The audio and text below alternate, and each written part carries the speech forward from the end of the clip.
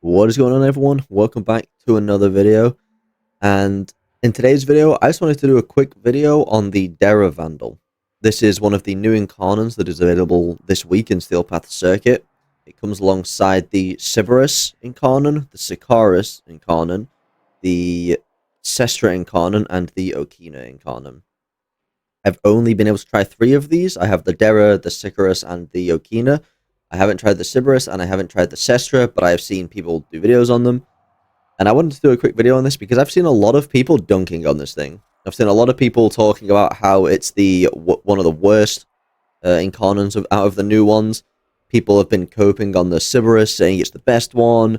The Sicaris is bugged, so we won't know how good that is until they patch that. It's doing like way more damage than it should do. The same bug that the Boltor Incarnon had when it came out. And I just wanted to do a quick video on this, showcase my build. I've got 7 Former in it. I have a Riven. The Riven is only crit damage to Corpus, so and I'll be testing this against Eximus Grenier, so the damage to Corpus won't be doing anything. It's just a crit damage and crit chance. I have another Riven here, but it doesn't have the stats on it that I want, so this is the one that I've been using. It is worth noting, you don't need this. If this wasn't here, I would use Vital Sense probably for crit damage, and then I would probably switch to this for something like Critical Delay instead of this. I'm just running this because I already have crit chance on here. And I'm using Primary Deadhead, nothing in the X list because there's nothing really to put in here. You don't really need any of these, but you can definitely put any of these in here if you want. They just don't do anything except terminal velocity on the non-incarnate mode. Yeah, I just wanted to quickly showcase this thing. Let me just make sure I've got no... see, so for almost every build, I would highly recommend using something with Tenacious Bond and Reinforced Bond. Fire rate and extra crit is juiced. I'm taking off Cordon, and I'm using a... I'm not using the DPS build on this. I'm just using a simple Magnetic Radiation Gas Primer build, and I'm taking off the grouping ability because it annoys me. Alright, and we're going to be testing this against... We'll do Corrupted Heavy Gunner Eximus. These are very, very tanky enemies. Steel Path modified. These are enemies level 220. So as close as you can get to the max in the Simulacrum on LR3. And you'll see what I mean. It is worth noting, it does take a minute to stack up. So it's like most weapons, you kind of have to get a kill first, but as you can see, once I get a kill and I start stacking up the thing, like, the blast damage that this does when you mod for blast is absolutely ridiculous. And like, these are Steel Path 220 Corrupted Heavy Gunner Eximus. Almost none of the other Incarnons can do what this does, can kill this quickly. And if you have any kind of grouping ability, this thing will absolutely decimate enemies. If you pair it with anything else, like if I pop Eclipse, because the non-Incarnon mode is projectile based, even the non-Incarnon mode is a very solid AR, but it really shines in this mode. Like, against non-armor stripped enemies, this is very good. This is 90% DR enemies.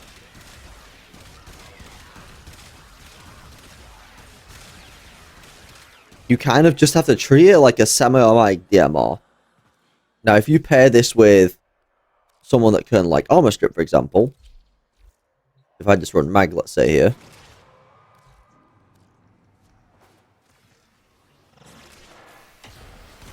against armor stripped enemies, this thing is, I mean, 2 million damage through the Overguard because it deals guaranteed magnetic damage.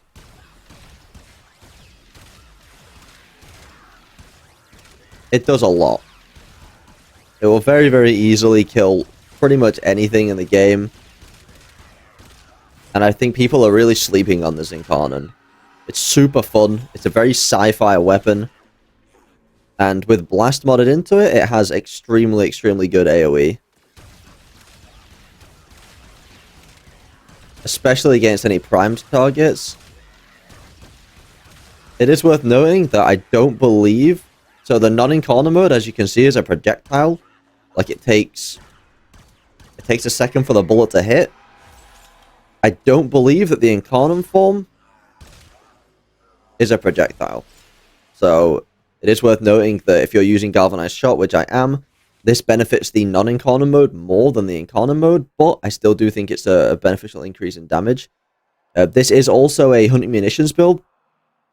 You do not need this at all. As you saw, I was one-tapping those enemies anyways, but this is helpful for when you're fighting significantly higher level targets, you know, like 1,000 plus. The level 200 enemies, if you're just using this thing normally, you can just throw Serration in here. You could throw, you could run some more crit damage if you wanted. You could run Prime Shred. Not that you need this in the Incarnon mode. You can run a Bane mod. You can run more rate of fire. There's really like infinite numbers of things here. I'll showcase it with the Serration build. This is what I would recommend for just more general use. This is with no armor strip. The ramp up on it will be a lot better with Serration, because it's easier to get those early kills. Obviously, in mission, you wouldn't just be only fighting, you know, waves and waves of heavy gunner Eximus. There would be more trash mobs that you can stack up your headshot kills on. But yeah, I just wanted to make a little quick video on this thing. I think people are sleeping on it. These are my evolutions.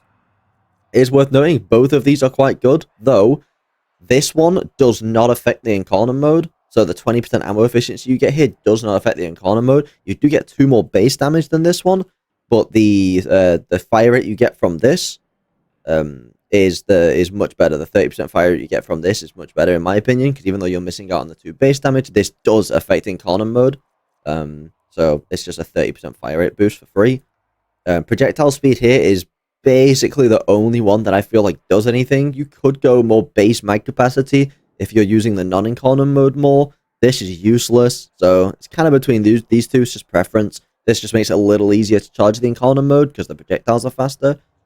And for this one, you've kind of got 2 choices here. You've got Death Trap Trigger, which increases base crit chance and gives you a bit of crit damage multiplier, which is really nice. It takes you to 22% crit chance as opposed to 8. You can also go High Ground, which increases your base crit chance by a percentage of your current status chance. But it is worth noting that it's only worth running that evolution if you're using 60/60 mods or have some kind of status boost or like significant status boosts. If you look at the build that I'm running, I'm getting 104% crit chance and a 7.9 times multiplier. If I switch back to Death Trap Trigger, I'm now doing 105% and I'm getting an 8.8 times crit multiplier. So it is significantly better if for a DPS build. And I would not recommend building this thing for status chance in non-Incarnon mode, because the status chance isn't super high and it does so much damage, you're not going to be stacking up tons of statuses. So, and the final evolutionary is just base status chance, which, unless you're building for status, I wouldn't really recommend this. This is my preferred pick. And yeah, hopefully you guys enjoyed the video, and hopefully you guys enjoy the gun. And yeah, let me know what your favorite Incarnons out of the new ones is. And yeah, I'll catch you guys in the next video. Adios.